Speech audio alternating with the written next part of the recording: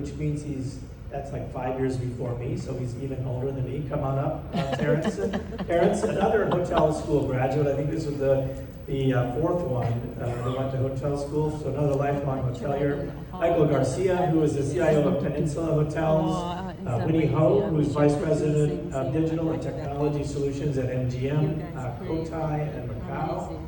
And Ashish Kale, who is VP of Asia Pacific for Marriott.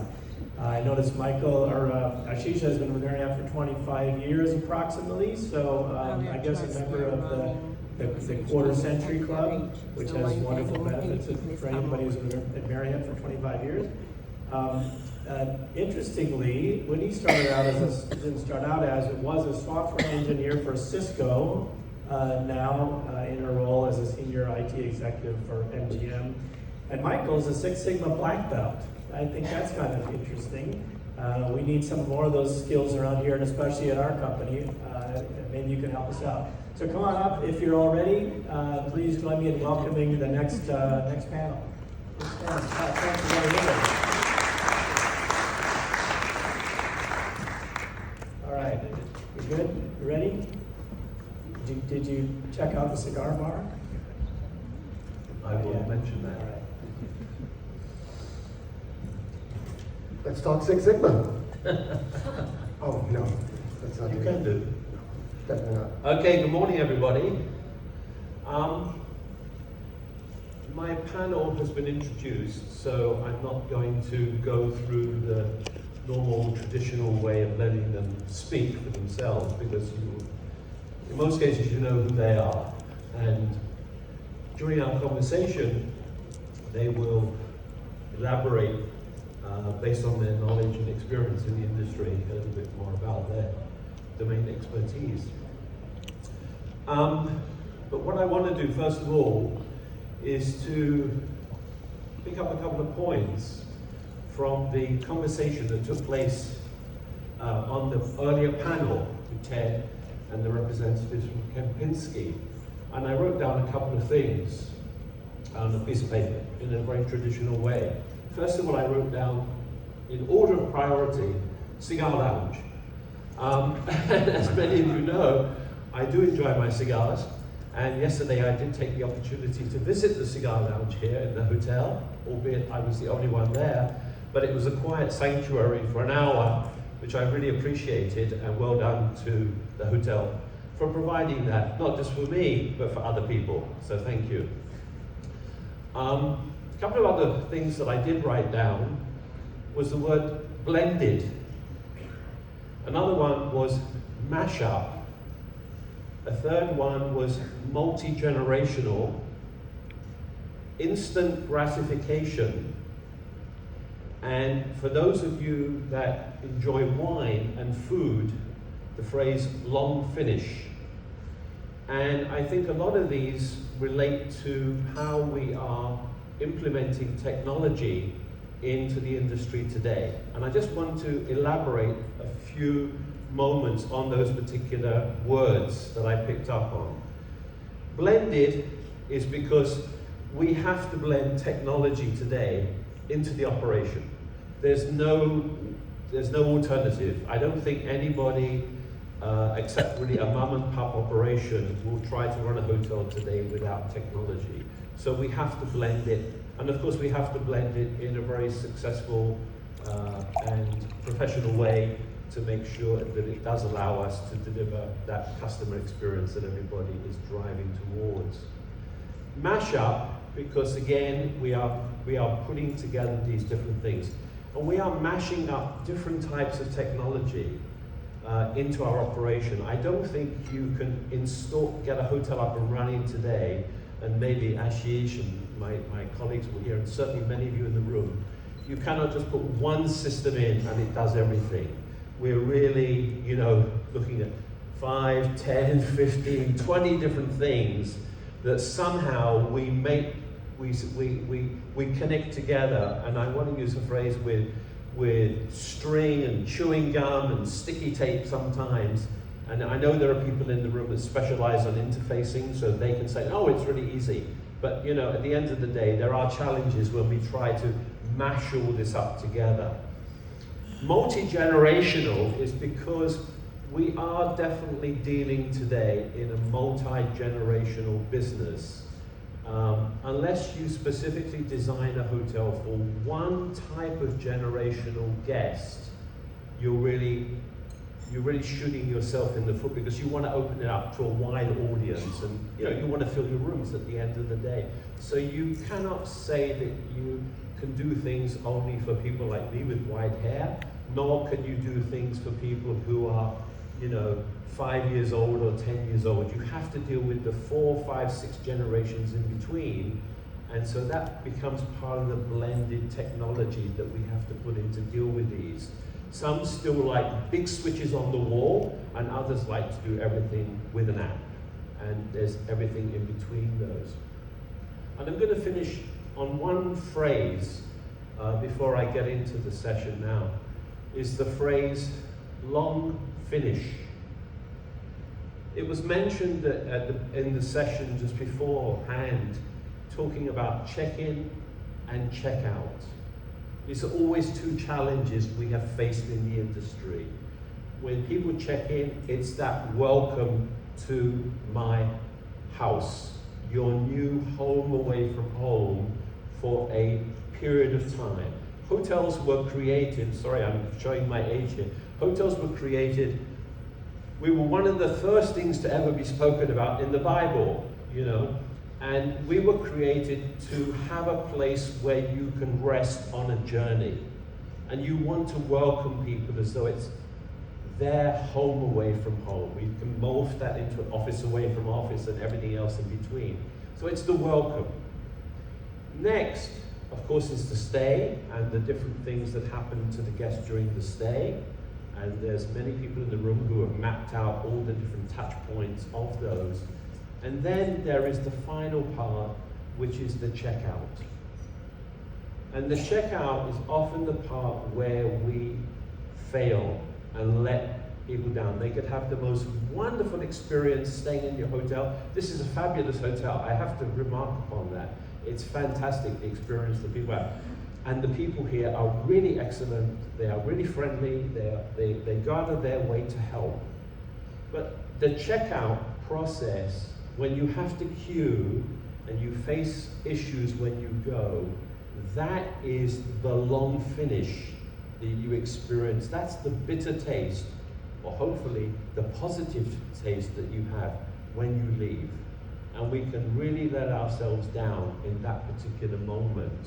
And that's why I call it long finish. I'm not a wine drinker. My wife is a wine, and she often refers to a nice wine. It has a long finish. Or sometimes you have a beautiful piece of food, or something, you taste them, and it has this long finish.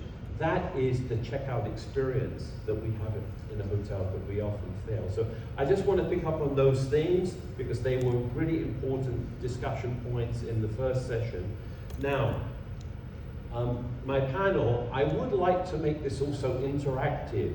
So if you do have a question, feel free to raise your hand, and we can throw it open to the panelists here. I think, within certain constraints, they all have commercial things that they have to comply with, some things they cannot talk about, especially when you use the phrase forward-looking statements, they cannot touch on those, and some other constraints, but I think generally they could be open to questions. So let's try to make it interactive as we can.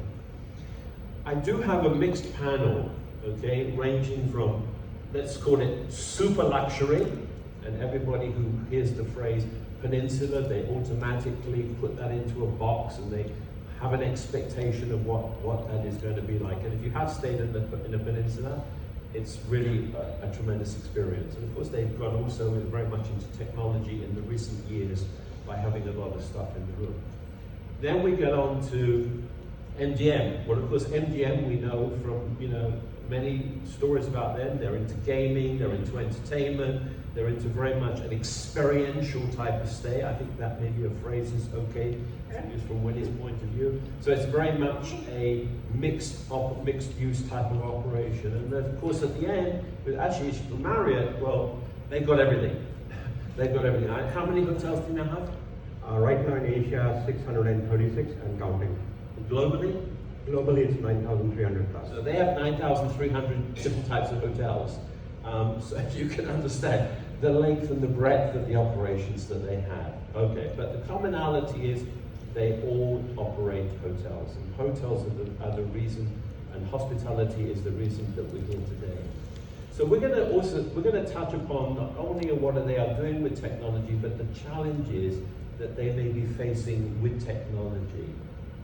Whether it's the type that, every day there's something new that we read about. Keeping up with stuff today is a challenge in itself. And at some point you almost have to say, I look at my inbox every day and I've got all these, I have to say, delete, delete, delete, because I just can't cope with that. But let me throw one question out, first of all, generally to the audience. And that is about the users of this technology. We have two types of users in an operation in a hotel. We have the staff who interact with it on a daily basis. And I want to use the phrase as a tool. It's an enabler to help them do their work. And then we have the other side, which is the customer or the guest experience. But let's touch first of all on the employee and how you are looking at the employee when you deploy technology. And it was a little bit earlier on we talked about technology adoption by employees. How do you factor that into the decision on what type of technology that you deploy and then how you deploy it?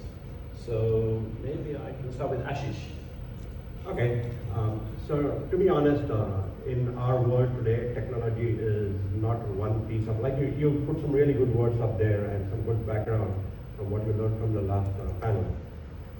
In the Marriott world again, I mean, there's so many complicated systems. Like I said, it's all mashed up.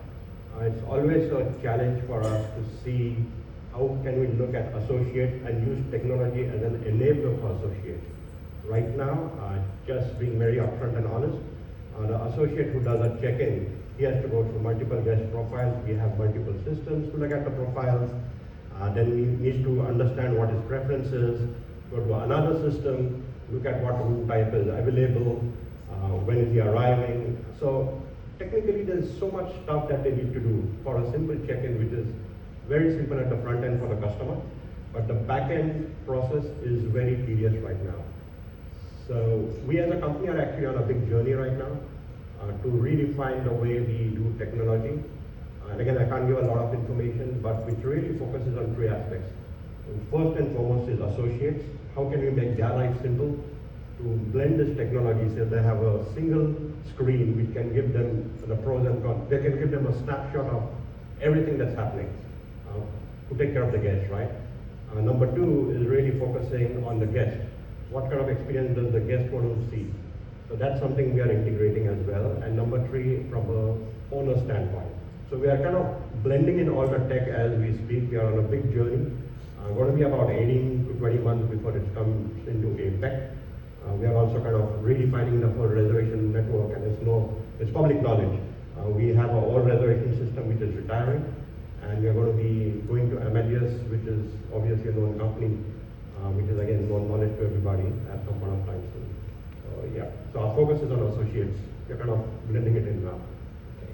Winnie, obviously in your space, you have another level of, you have your whales and you have your big spenders and your high rollers, and I think you have a team that specifically will probably handle that because it's very hands-on and it's high revenue and all that kind of stuff. So, but stepping down from there and dealing with the ordinary guest, how are you handling that from this? I think I will start, you were right, we start from the employee. We need the employees to feel comfortable on what they are using before rolling out. So what we normally do is, if we find something really good, for example, let's say Teams, thanks to, one thing, thanks to COVID, it drives everyone to start using Teams.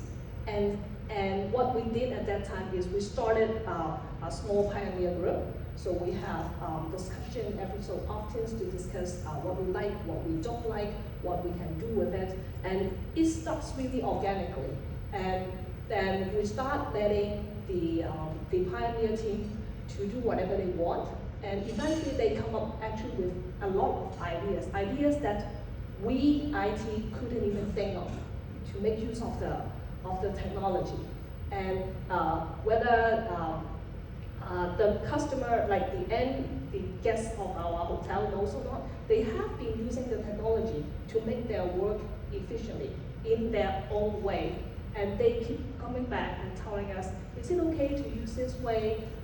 Why is it not working? Can you make it work? And I think the key to that is like communicating with those who touch with the guests and who can come back and feedback to us like what are their challenges? How can we help them? I think everyone knows that technology has its own limitation.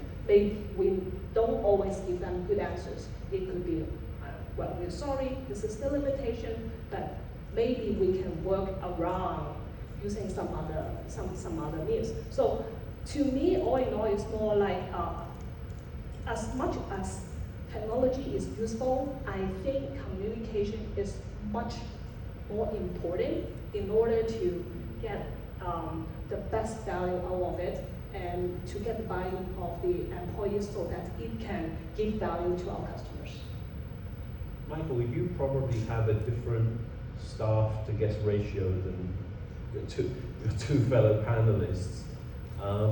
How is that augmented or enhanced through technology in your operations? Well, I guess building a bit on, first of all, we're not going to do introductions, but this is my first event, so I want to thank all of you for, being very gracious hosts and a great chance to meet all of you and have chats along the way. So I'm really grateful to be here and just want to say that from the outset. I'd say building a bit on what Winnie was mentioning, it's not at all about the technology in my mind. I think it's truly around managing change and driving adoption and advocacy. We have no shortage of technology solutions. We have data now more and more in many different places. It's how do we surface it to the employees that need it at the right time? And what are the right channels of getting that information to them? When you mentioned Teams, that is one of our platforms as well for instant messaging. And our employees use it all the time to communicate and give each other a heads up around certain activities at the hotel. But why not integrate that with some of our data sources and actually surface data to the employee to take action on through that messaging channel? And that's something that we're starting to explore with as we speak. And I think that also speaks to the changing role of our technology employees in the hotels, going from managers of infrastructure and applications to being much more adoption focused around how technology is used in the right way. We do find, as we roll things out, champions or kind of change-oriented staff that is very interested in what we're deploying, and we lean on them heavily to kind of be advocates for change in each of our properties. So it's, I think those are some of the practices that we use to really kind of drive also some citizen development when and where that's possible.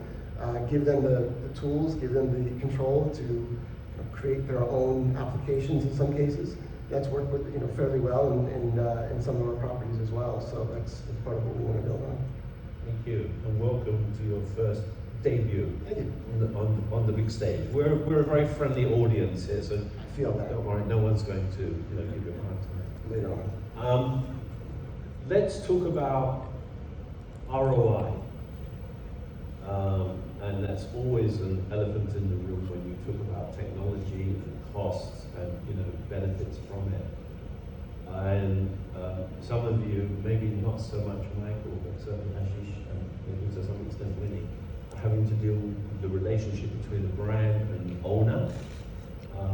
And as technology rolls out, you kind of say, well, we now want to do this, or we want to do that, and this is what it's going to cost you. And I don't know. Do you get to the point with owners when they say, where's my ROI, or, you know, enough already, you know, show me what is so. Do you care to comment on this kind of situation? Well, actually, I don't have to report to the owners. We are the owners. That's a good way to dodge the question. Yeah. But speaking of ROI, I always believe that when you have a good business idea, the moment that you say it out, and the one who listen to it and say, yeah, that's right, let's do it, then that's the immediate reaction of a good ROI. And at the end of the day, when you come up with a budget, when you need to present it to the board, you might need to put some numbers. Those numbers, don't tell anyone. I think it is projection. It's always projection. And to me, it is always the business ideas that the moment that you hear it, you think, that's a good one. Then it is the best way to, you know, to justify what you want to do. What about you? So ROI comes, we live and breathe ROI every single day. And my team here who's present here, they live it every day. This is a very typical question from the owner. And again, IT has always been the showstopper for a lot of deals because the kind of investment that's required is pretty high. In terms of ROI, well, the simple thing, we really kind of politely convince the owner that, hey, do you have an ROI on the light and water and electricity and water? There's no ROI. It's part of giving the benefits to the guest. So that is typically the way we would kind of deviate the owner from an ROI. It's a basic necessity that's required. Typically in our case, again, most of the hoteliers, it's always Wi-Fi, right? That's the pain point. Every 5-7 years we go and we be in front of the owners to replace the access points, and obviously the big question comes, my Wi-Fi is working fine, why do I have to change it? And then that's when we bring the security component in. There's no ROI on it, but there's security, there's patching involved, there's an end of service life for everything. Needless to see, we get question back saying, So you kind of have a book that you turn the chapter to. we kind of, This is the next justification or excuse. correct. And then the thing is, when they say, hey, the Wi-Fi is working fine and why do we need to do it, we bring in the security component of it, which is true, right? End of life, no firmware to patch, got a problem, especially in today's world. And then we would kind of politely tell the owner that, why do you change your phone every 2 years? You use a new iPhone as soon as it's launched, right? Why would you do that? And then obviously he'll start to realize that at some point of time that phone has a service life end. There's no firmware upgrade that's going to be available for his old phone. As a result, he's forced to use the new phone. And we just spend time with the owner to tell him whatever tech we are doing is just for guest convenience to make sure the guests get a good experience. So there's no ROI per se. So that's the kind of a broad analysis we work with the guest. How does it play out with you, Michael? Yeah, I mean, it's a different model for us, given that we're majority owned by a single family, effectively. But I would say very clearly that it's a muscle that we're in the process of developing out of necessity. I mean, we've, both on one side, we've stretched ourselves quite a bit with 2 of our new hotels in Istanbul and London, beautiful properties, hopefully we'll get a chance to visit. At the same time, on the other side, we want to grow. And in order to do that, we definitely have to avoid thinking luxury at any cost. No, it needs to be very tight fiscal discipline across the board, not just technology, but you know, as alluded to, and as some of you know, we do have quite a bit of technology in the guest rooms, and we pride ourselves on that. But when is it sometimes too much, and how do you maintain that, and how do you upgrade that to ensure that we're keeping up with guest expectations? And that, again, is a new discipline and a new mindset and a new set of processes that we're underway right now to try to instill. And yeah, so far so good, but it's out of necessity. So you talked about guest expectations. Do you feel, and I'll throw this open here, do you feel that guests are now, you know, guests have always selected a hotel based upon location. That was always the holy grail.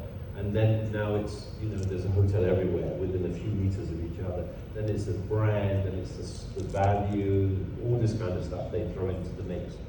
What is the deal on the OTAs, etc., or the company preference to stay in a particular hotel or brand? if you have a particular guest who has the freedom of choice where they're going to stay, do you think they factor into that decision the technology that the hotel has to offer? We've talked, they have the spa, the pool, the restaurant, all this kind of stuff. For me, do they have an espresso machine in the room? That's one of my things. But do you think they're looking towards the technology? For example, can I do casting? Do they have superior Wi-Fi? Do they have an app? Can I do all this kind of stuff? Do you think they're looking at any of that these days? I actually once heard from one of the events that there are 3 necessities that hotel guests will need. One is a good bed that you can sleep well. Yes. Good shower that you can have a nice bath or shower. And the third one is great Wi-Fi. Wi-Fi. Those are the three things. And beyond Not that, necessarily in that order. true. And beyond that, I believe that the guest doesn't necessarily know that what kind of technology is staying behind. To me, as an IT person, I always feel that I am the person who is staying behind the scene. I could enable a server to be able to take the order and get the food out in a speedy way with technology, but the guest won't necessarily need to know. No, the server doesn't need to know what core switch you have.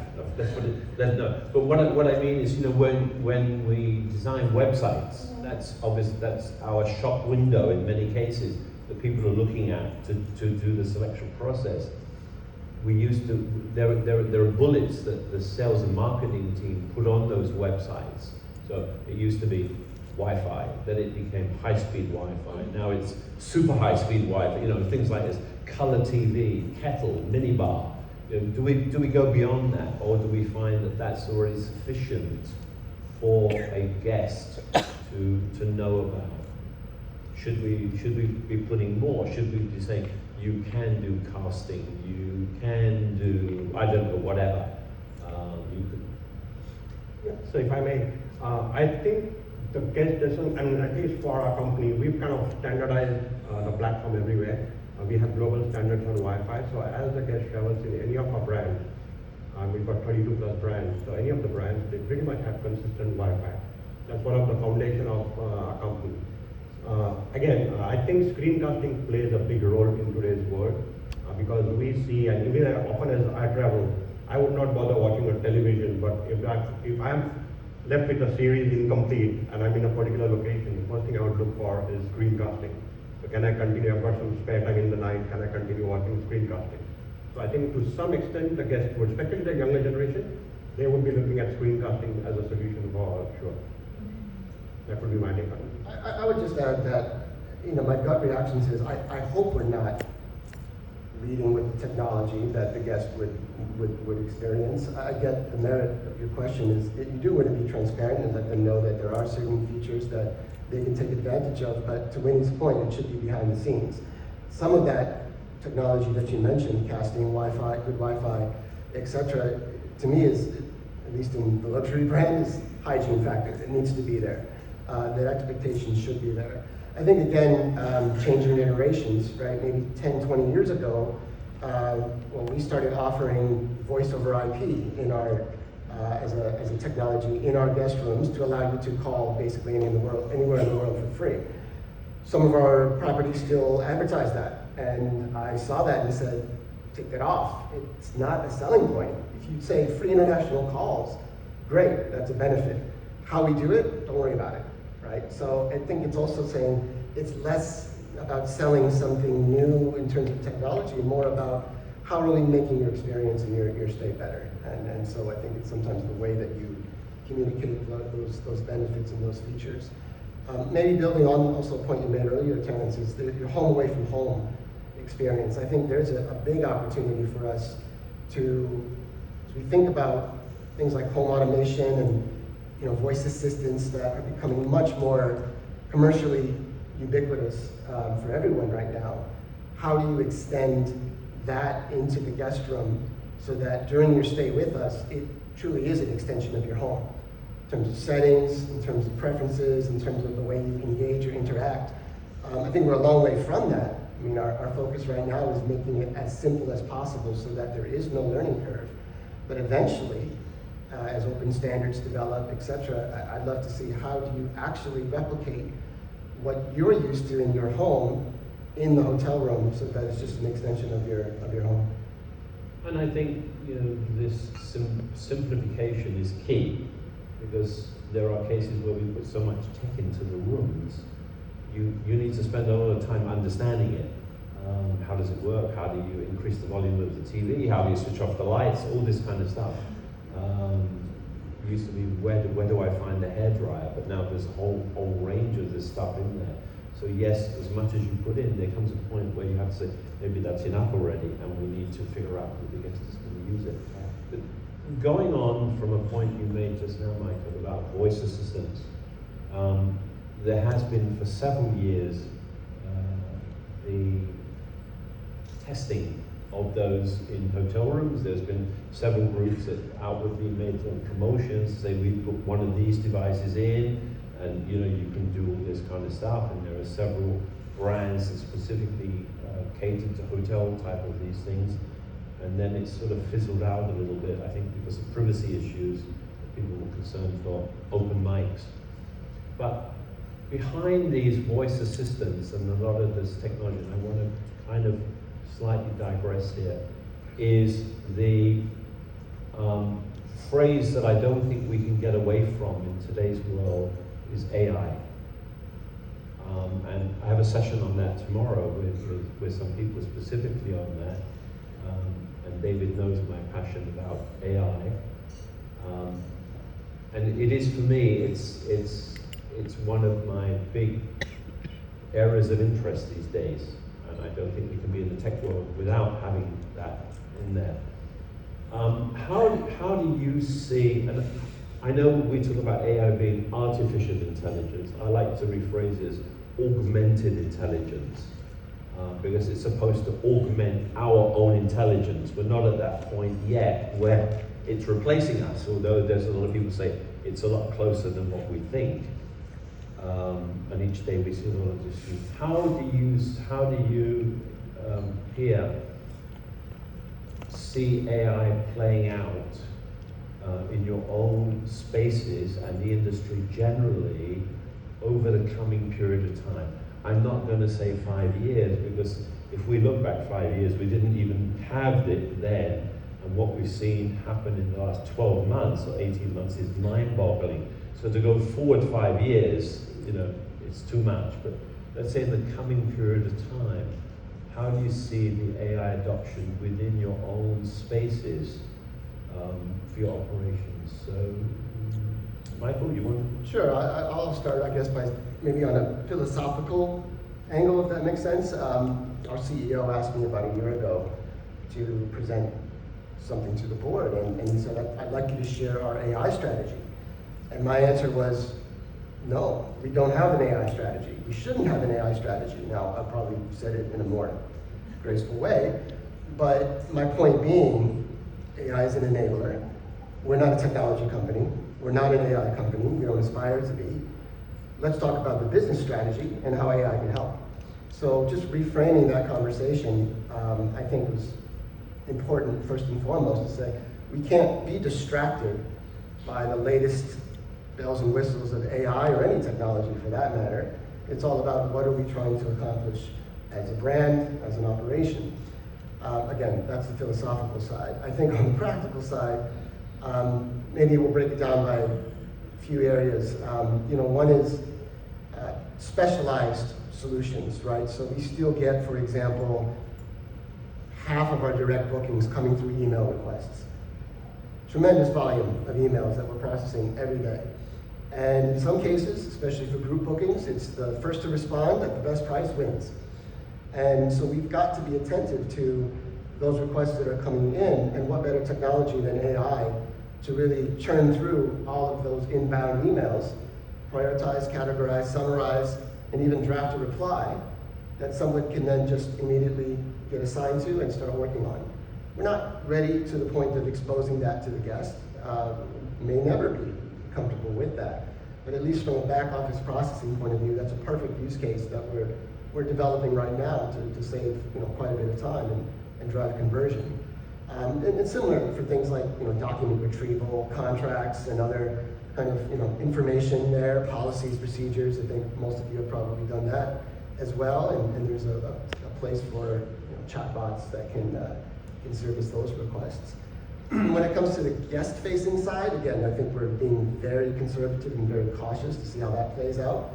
But I do think the example I mentioned earlier, matching the guest's personal experience with AI when they come into the hotel, I think is a pretty interesting area. You don't want somebody who is used to living, let's say, a fully digital life to come into a hotel and now be surrounded by a bunch of analog processes if they're not interested in that, if that's not what they want to experience. So how do you extend their day-to-day AI preferences into a hotel room? And I think technology's evolved such that you may not need to focus on one product, an Alexa or a Siri or a Google Home, right? You could deploy a large language model on an in-room device, on a tablet, thereby eliminating the concern or reducing the concern for privacy. You're not communicating into the cloud. The latency is that much better as well.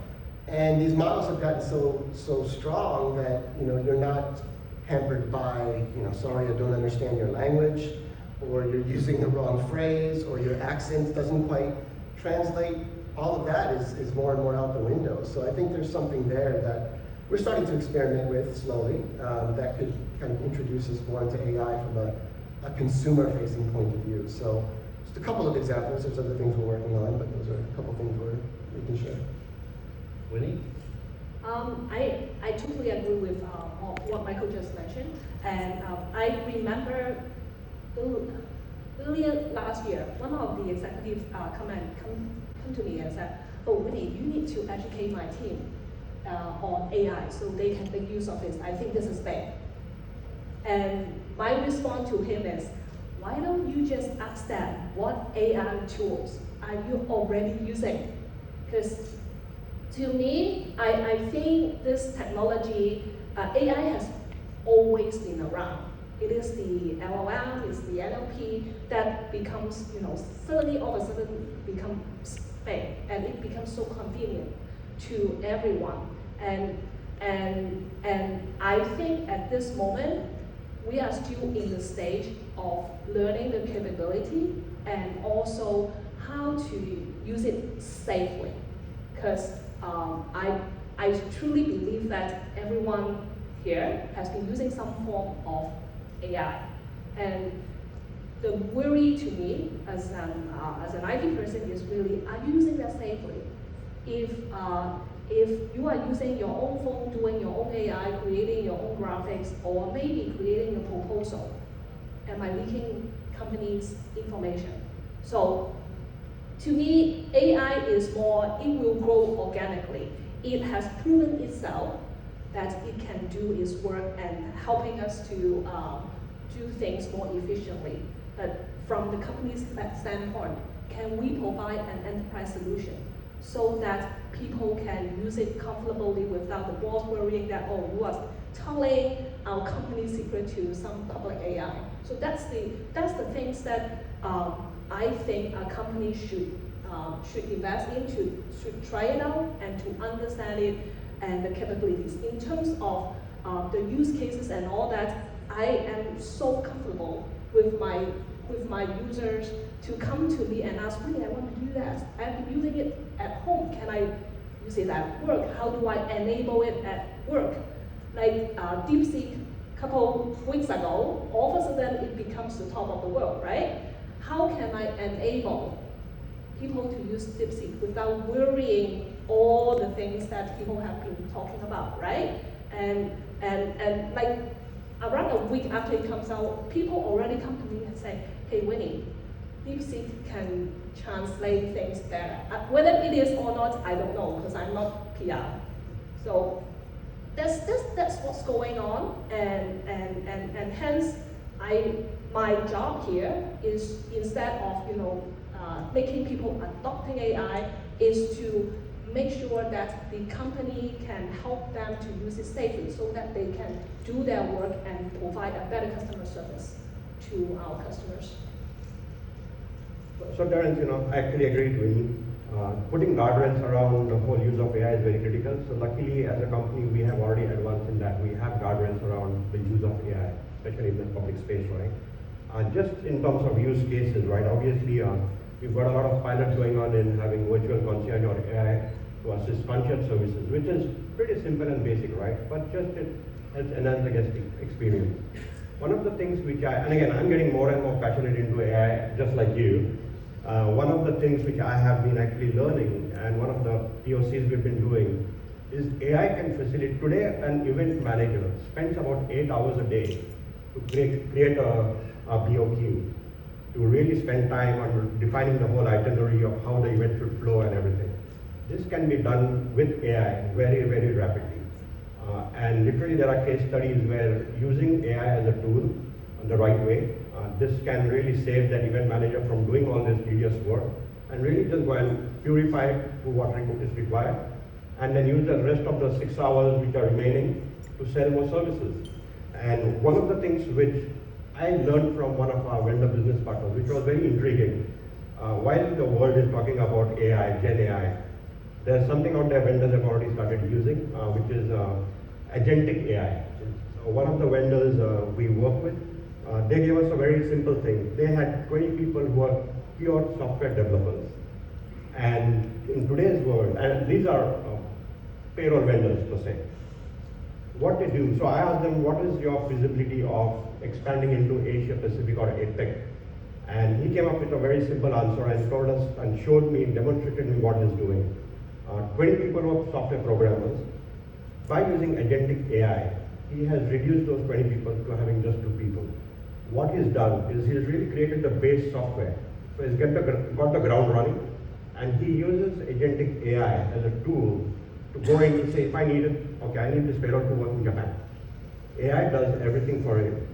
It develops, it writes the coding for it. And then you have these software vendors who just are quality controllers to make sure they're actually matching with what the local thing is. So I think it's got a lot of potential. And I wouldn't, like you said, it's not in the future, it's right now here. So we need to really adopt that whole thing. And as I said, there's a panel tomorrow specifically dedicated to AI. And so there are people here in the audience who will definitely approach you later and say, hey, this is what we can do with AI from a commercial point of view. So we're not going to touch on that. But for me, I never cease to be amazed with what things like just ChatGPT can do. And I'll give you just one example. Many of you may be familiar with a product called Wireshark.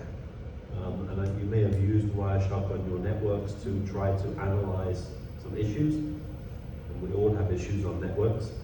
But I took base Wireshark data, which sometimes you get an output of about 40 pages. It's just pure binary data in most cases with a few comments. And I uploaded it to ChatGPT, and it analyzed this Wireshark data in under 7 seconds and came back with an analysis and an action plan how to fix the problems, which is really incredible when you think about it, where you would normally have to have an engineer or a technician go line by line by line by line and pay them God knows how much per hour or whatever while you're frustrated, but you can upload it to ChatGPT and get a response in 7 seconds. So that's incredible. One other AI which I love to use, and some of you may have been exposed to it by some of my podcasts that I broadcast, is something called Notebook LM. I don't know if anybody's used Notebook LM by Google. It's a free thing. And you basically can give it some background on a particular subject you want to talk about, and it'll come back with a podcast in a matter of a couple of minutes of two people talking. They're not real people, they're two AIs talking to each other as though they're in a studio and having this conversation about the particular subject that you've uploaded, and it's just incredible. And if you do a few of them, it actually learns from your style and the subject matter. and introduces things into the conversation that you didn't put there in the first place, but it's just picked up on it. So it's kind of amazing and scary. We have 2 minutes left. Is there anybody that has a burning question that they would like to ask the audience? No? Okay, you've lost your opportunity. Okay. I'm just going to ask each of you to take 30 seconds, really 30 seconds, to just give a quick wrap up on how you think things are going to go in the next 12 months from an IT perspective.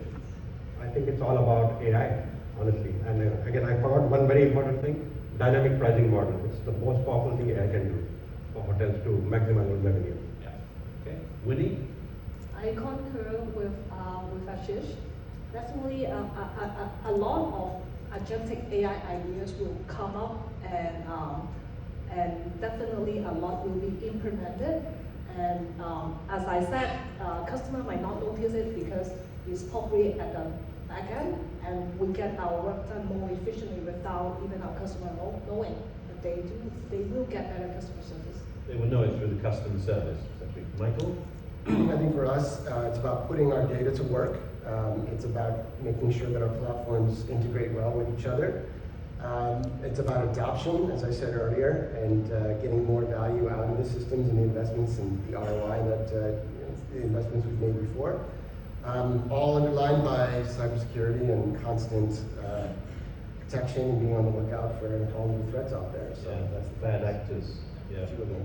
Which are getting smarter every day. So I'd like to ask everybody to join me in thanking my panel, and especially for Michael for his debut in a conference like this. So thank you very much. And I'm sure we'll Thank you. Excellent panel and a great way to kick off our conference. So we are on a break now for 30 minutes, and then we'll be back